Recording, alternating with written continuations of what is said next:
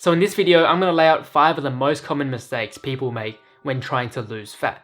Now let me start by saying that everyone's different, but we can't simply ignore the fundamental principles of fat loss, like calories in versus calories out. But contrary to what some might say about this principle, for the most part, it works for the average guy like you and I. And since you're watching this, you probably agree that being lean is best.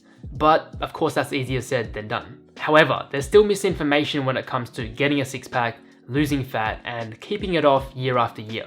So with this in mind, let's dive right into the biggest mistakes I see people make, and then lay out some realistic and practical recommendations at the end. Mistake number 1, adopting the best diet for fat loss. Typically when starting out, guys will look into popular diets like intermittent fasting, low calorie, and these can be quite challenging to stick to.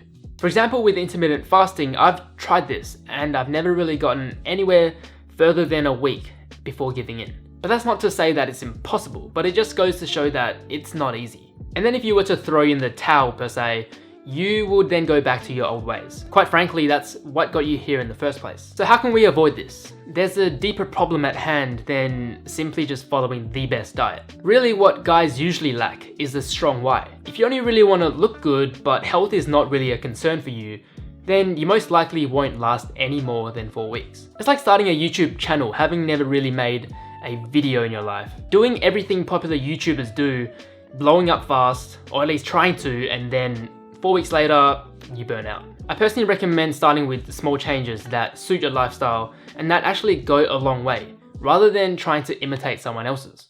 So the second mistake is cutting out carbs, aka carbs make you fat. They don't.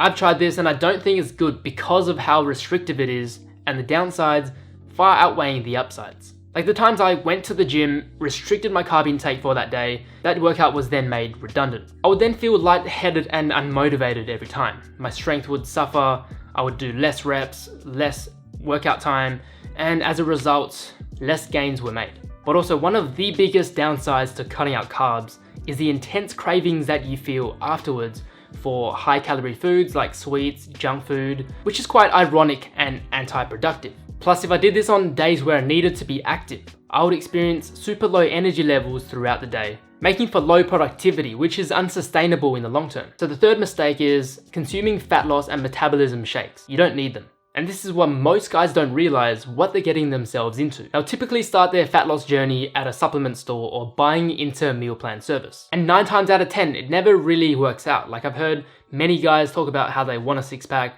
try, and then never successfully get there. But the reality is there's a deeper issue that can't simply be fixed with a product. It's like your house is crumbling and you buy paint to paint over it. And so you look for the best one, comparing pros and cons, waterproof or whatever, but you can't simply change what you see on the outside and hope that it's gonna last. In other words, just like the golden circle made famous by the inspirational speaker and author Simon Sinek. Well, I hate to break it to you, those aren't other body parts controlling your behavior. It's all happening here in your limbic brain, the part of the brain that controls decision making and not language.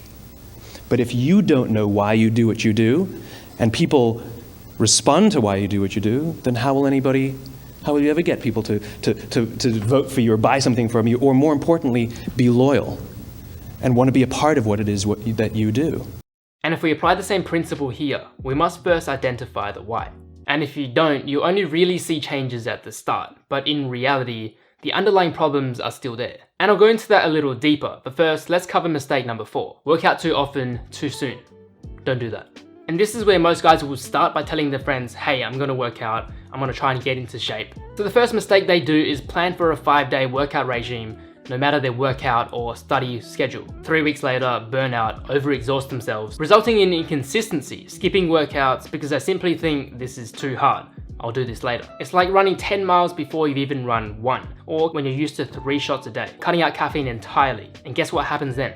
The idea is to aim for long-term sustainability. In other words, you want to be able to work out for the next decade, if not for the rest of your life. And that goes back to your why, if you're not doing this to live a long, healthy life. But instead you want short-term gains, and it's like starting a business, hoping to run it for 12 months, gain $1 million, and then ditch your customers. Instead, you need to find your why. Like, are you doing this to create positive change in this world?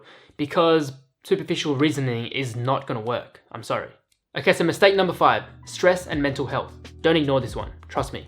And this is quite often one that I see guys overlook. And it's why at the start they'll see results, but then 9 times out of 10, they'll gain it all back, even surpassing their original weight. And the common trend that I find with a lot of guys is that they have a lot of underlying issues that go unresolved for the last decade. Because your body is typically seen as a reflection of your life. And I'm saying this with good intention, not to shame anyone in any way. But the idea is that once you take control of your life, your body will then reflect that. And it's easier said than done, but understand that some of your friends right now don't actually serve you. And so replacing them or even getting rid of the toxic ones will then make this fat loss journey a life-changing one. Because I found that when I had more toxic people around me, negative people, I would then have more problems in my life, which caused me greater stress than if I was to simply, spend time with myself or have more positive people around me that had the same goals as me. And it makes a world of a difference when you have low stress levels, be in the best mindset to then make the best decisions. Okay, so what are my realistic and practical recommendations? Well,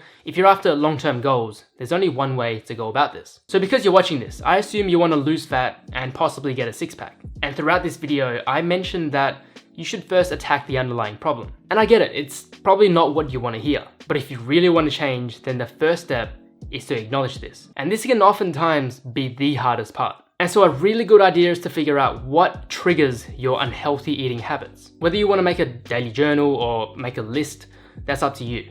And so the more common triggers include things like stress, jobs that you don't like, friendships that don't serve you anymore, social media, and even doing too much. And once you figure out what actually triggers you, which may take some time, then come up with ways to address or avoid these issues. With social media, for example, try limiting your time on there, and if it doesn't serve you in the end, then consider deleting the app entirely. But don't feel the need to rush your progress, because long term is better than short term, and slowly but surely, you'll start to see results and actually be able to keep them. And before we wrap it up, I want to say that getting a six-pack might seem hard or near impossible, like going for your biggest goals and dreams, but there are things that can make this process a lot easier. And what I found over the years of building my dream physique, getting my first muscle up, or even making videos, the idea is to improve 1% every day. Thank you guys so much for watching.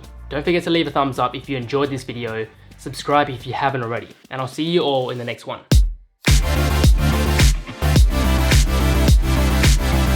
Hey guys, welcome to my minimalist routine channel. Amazing. Yeah. Cool. Like, subscribe, and see. Yeah.